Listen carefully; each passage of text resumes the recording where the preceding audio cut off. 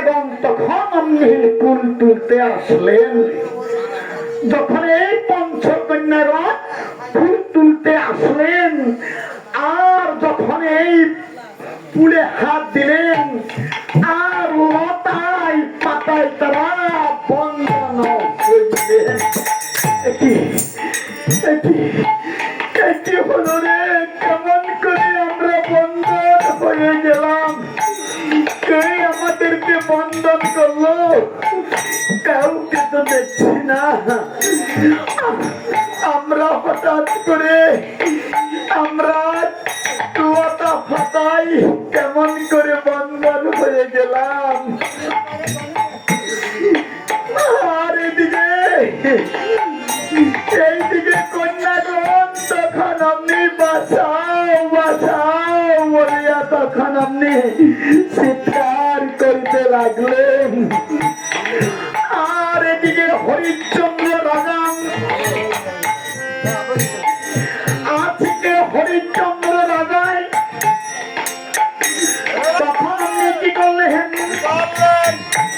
এই যে সৈন্য সকলকে তখন আপনি কহিতে লাগলেন, সৈন্য সকল বহুদিন পর্যন্ত আমি শিকারে যাচ্ছি না, আজকে আমি শিকারে যাব। আমার মনের বাসনা আমি হরিণ শিকার করব। আজকে সৈন্য সকলকে নিয়ে রাজা হরিণ শিকারে চলিলেন। ওরে শিকারে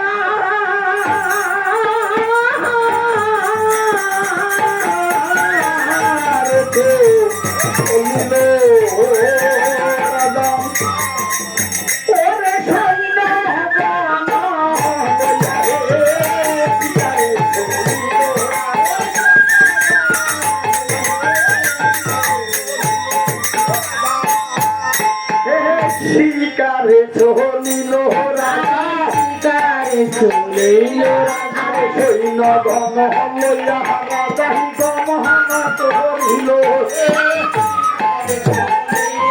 আরে সৈন্য গণ লইয়া রাজাহি গমহানা চলিল। কত আরে কত বন ভ্রমিতে লাগিল। আরে কত বন উপবন ব্রহ্মণ তরিল।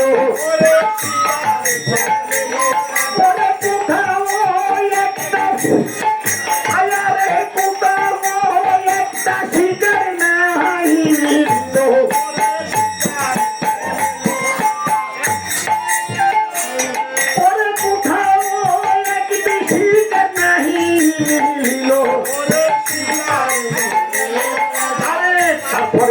রাজা তখন কি কাজা করিল।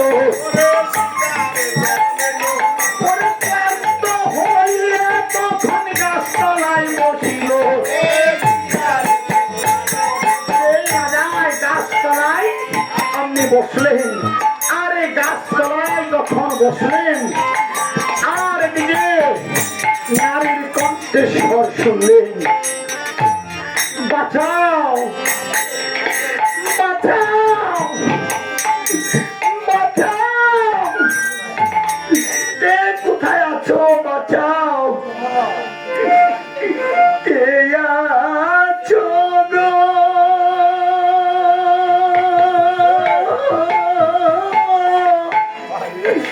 ও গো বান্ধব দেখো নায়া শিয়া গো, তোমরা দেখো নায়া শিয়া।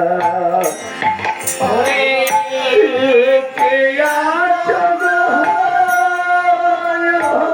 বান্ধব দেখো নায়া শিয়া গো,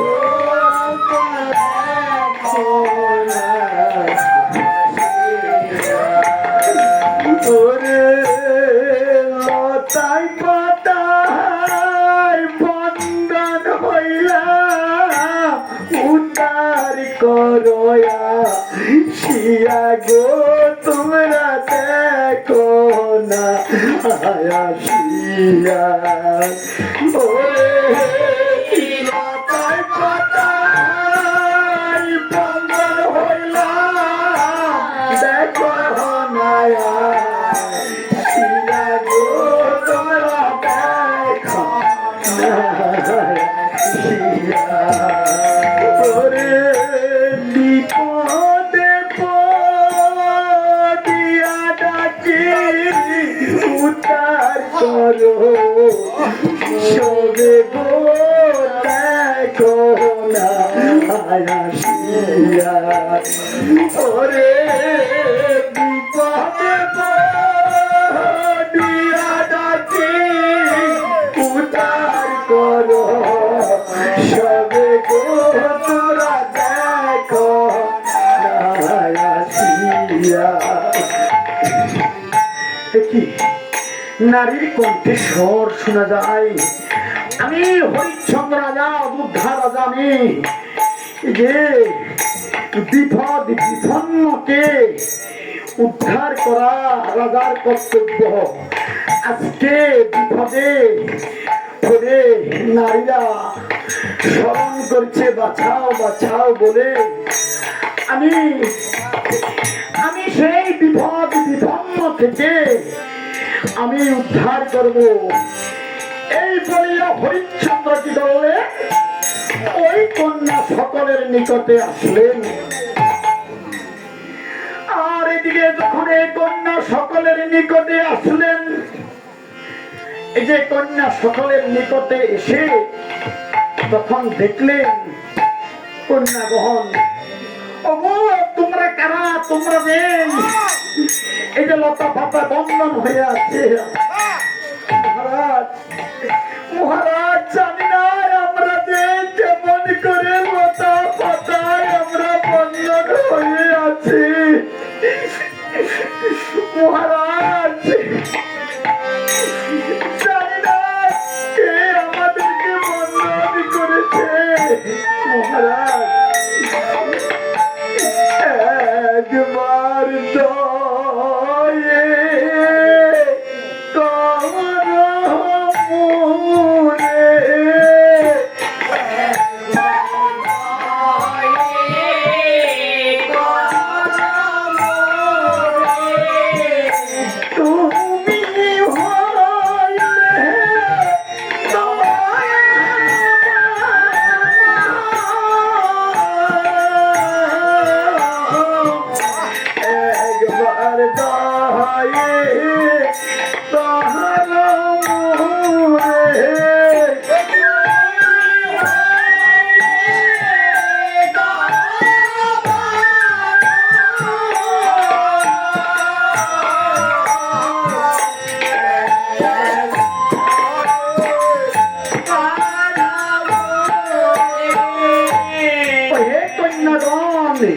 আমি তোমাদেরকে দয়া করলাম আমি তোমাদের বন্ধন মুক্ত করে দিলাম তোমরা চলে যাও তোমরা স্বর্গের কন্যা তোমরা স্বর্গে চলে যাও।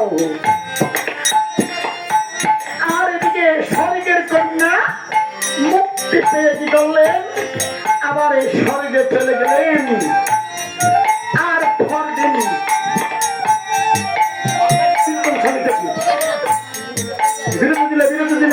বিরতি দিলে কীর্তনের ভাবমূর্তি নষ্ট করে কিন্তু ধান খাটিয়াটি পান তখন স্বর্গের কন্যা স্বর্গে চলে গেলেন। আর এদিকে ওই বিশ্বামিত্র মুনি আর পুরবনে আসলেন দেখলেন এই পুরবন খানাতে এই যে পঞ্চ কন্যাগণ বন্ধন ছিল এখন আর বন্ধন নাই তারা কোথায় চলে গেল বন্ধন মুক্ত করলো। আমি তার ধাপ ভাঙা আমি জবাব দেব আমি তার ধাপ ভাঙা জবাব দেব যে আমি কন্যা দিগকে আমি বন্ধন করেছি আর এত বড় সাহস এই কন্যাকে বন্ধন মুক্ত করে দিল। যে সে কি করলেন, ব্যায়াম ধরে তখন মুনি ঠাকুর দেখতে লাগলেন কে ভণ্ডার মুক্ত করেছে।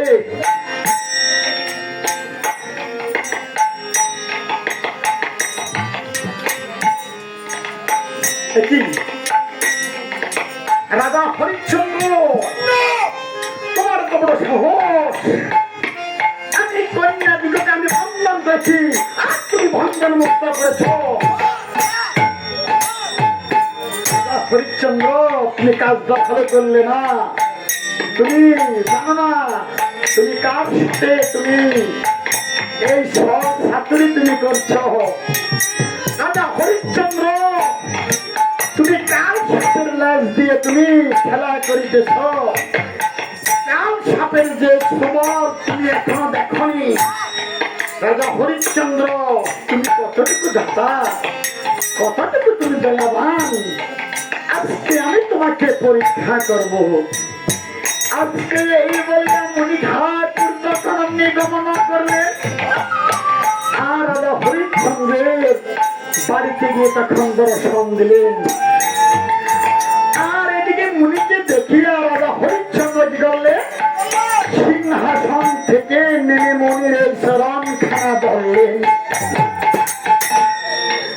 আর বলছেন, মুনি ঠাকুর শুনেন দিয়ে মহান, কোথায় হইতে আপনার এমন সময় এরা প্রাসাদে আগমন।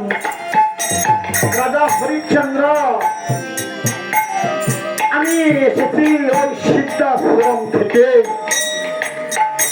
এই যে তপবন সিদ্ধাশ্রম থেকে আমি এসেছি। বলেন আমি কি দিয়ে আপনার চরণ সেবা করব, কি দিয়ে আপনাকে আমি সন্তুষ্ট করব। কারণ ক্ষত্রিয় সদাই ব্রাহ্মণের দাস, আপনাকে আমি কি দিয়ে সন্তুষ্ট করব। আপনি যাই বলেন আমি তাই করব, নহে উপহার। আপনি কি চান বলেন, গাদির আনন্দন। রাজা হরিশ্চন্দ্র, তুমি দাতা, স্বর্ণ অক্ষরে লিখা আছে থাকবে চিরদিন, তোমার মতো দাতা এই পৃথিবীতে আর কেহ হবে না। তাই বলছিলাম রাজা হরিশ্চন্দ্র, তুমি ব্রাহ্মণ, এই যে চন্ডাল শূদ্র যতই কিন্তু আছে সবাইকে তুমি অকাতরে তুমি দান করো। তুমি আজকে আমাকে কিছু দান করবে। ও মুনি ঠাকুর বলেন, কি দান করিব আমি ভাবি মনে মন, কি দানে সন্তুষ্ট হবেন বলেন গাদির আনন্দন। রাজা হরিশ্চন্দ্র, তাই যদি হয় তুমি সত্যি সত্যি বলো, এই যে তুমি আমাকে দান করবে,